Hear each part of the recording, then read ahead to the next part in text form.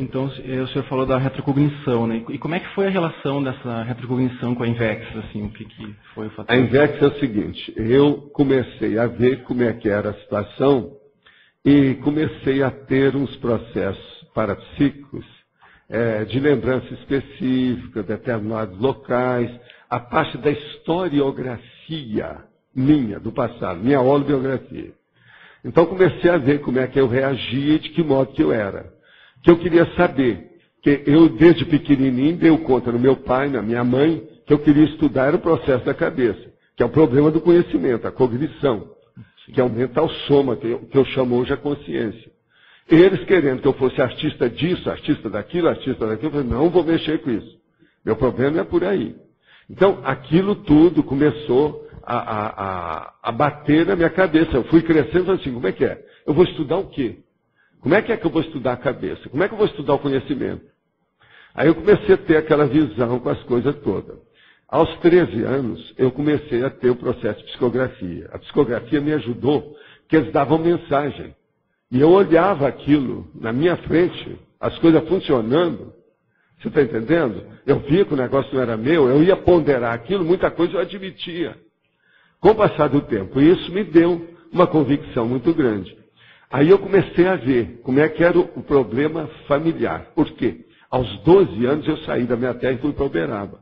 Foi aí que eu comecei a ver o que é isso, que é chamado de sociologia, como é que é o convívio dos outros. Eu não tinha noção de nada disso, ainda menino. Mas no internato eu comecei a ver quem é que era o mais rico, quem é que era o mais pobre, quem é que dava mais atenção, porque que era, o cara que era aleijado, o outro que era assim, o outro que era mais brilhante, o outro que não era. Eu e mais 35 alunos, para a gente ver quem é que era o artista, quem é que tinha tendência homossexual, a gente via tudo. Então, com isso, eu comecei a pensar. Casamento. Então, comecei. Teve uma vez que eu peguei um dos meus cadernos, que era caderno de capa dura, tipo livro, e comecei a anotar tudo o que eu via sobre casamento. E cheguei para os professores e perguntei, olha, onde é que eu posso estudar tudo sobre casamento? Eu falei assim, você quer estudar do ponto de vista de direito ou do ponto de vista civil, da pessoa, social? Eu falei, não, eu quero o social, não é direito, porque eu não entendo direito. Então eles me deram, eu fui estudar. Aí eu comecei a estudar o tipo de casamento, o que era. Uma das coisas que eu já tinha estudado era a minha tia, que morava no Rio, que uma vez eu conversei com ela, eu ainda estava indo em Monte Carmelo. E ela estava com a ideia de escrever um livro sobre divórcio. Porque o primeiro casamento que ela casou foi com um dos grandes advogados do interior lá de Minas. Ele chamava Dr. Carlos Piero Setti, que era de base italiana, mas era um grande advogado. E a minha tia, que era muito viva, queria escrever, depois que ela se divorciou dele, queria escrever um livro sobre divórcio, que ela era muito do feminismo, essa coisa toda.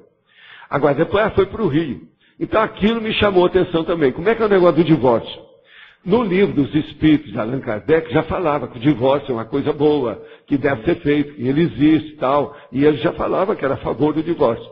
Então eu comecei a estudar isso tudo. Aí eu comecei a ver que as pessoas do movimento espírita, isso depois que eu saí de Uberaba e comecei a viajar, ia em São Paulo, vinha no lugar, fui a Buenos Aires, todo lá, entende?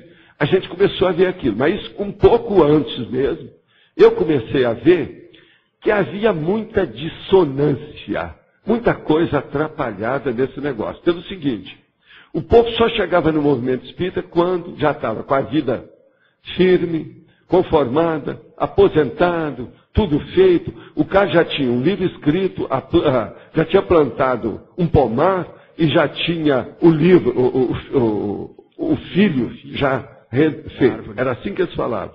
Aí eu comecei a falar, não, mas o negócio está errado. E comecei a lembrar de minhas vidas, que a gente fazia inversão. Então, você tinha que inverter. Em vez de esperar a aposentadoria, você começar na adolescência. Aí eu comecei a ver, esse é o fator. Aí as coisas todas vieram na minha cabeça, o processo de curso intermissivo, os negócios todos a partir disso. Agora, o negócio todo começou quando eu vi aquelas observações do movimento espírita. Todo mundo que chegava, aí eu cheguei para os mais velhos lá e começava a falar, vem cá, como é que é esse negócio? A pessoa só deve começar a fazer assistência para os outros quando ela se aposenta? Eu falei assim, não, meu filho, o problema é quando o povo faz isso, eles não estão dando nada. Eles estão deixando porque não conseguem carregar. Eu nunca pude esquecer essa frase. Quer dizer, as pessoas só começam a fazer assistência quando estão na aposentadoria, que elas já estão vendo que estão na fase final da vida, ela tem que distribuir, porque sabe que não vai poder carregar nada com ela. Então, para fazer bonito, para melhorar o ambiente social dela, melhorar a atmosfera de vida, ela começa a distribuir as coisas. Então, aí é que muda, vamos dizer assim, o legado que ela tem, faz um novo testamento, entende? Eu falei assim, isso está tudo errado. O negócio é o jovem começar a fazer assistência. Porque ele ainda não tem tudo para dar, e ele já começou a dar, nem que seja conhecimento, cognição, orientação, enfim, isso que eu chamo hoje de esclarecimento. Então a coisa mais séria da INVEX é o esclarecimento. Pensa nisso. Se você pensar, Alexandre, você vai entender isso tudo que nós estamos falando. O problema é a TARES da INVEX. É o inversor tarístico, que é totalmente diferente do reciclante aposentado taconístico. Você está entendendo?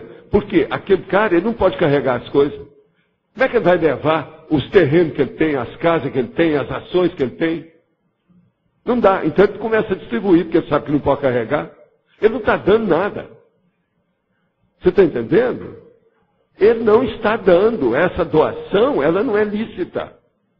Ela está atrasada, está errada, está furado. A intenção foi essa. Então a verdadeira doação é aquela que você deu espontaneamente, você não está fazendo negócio com nada.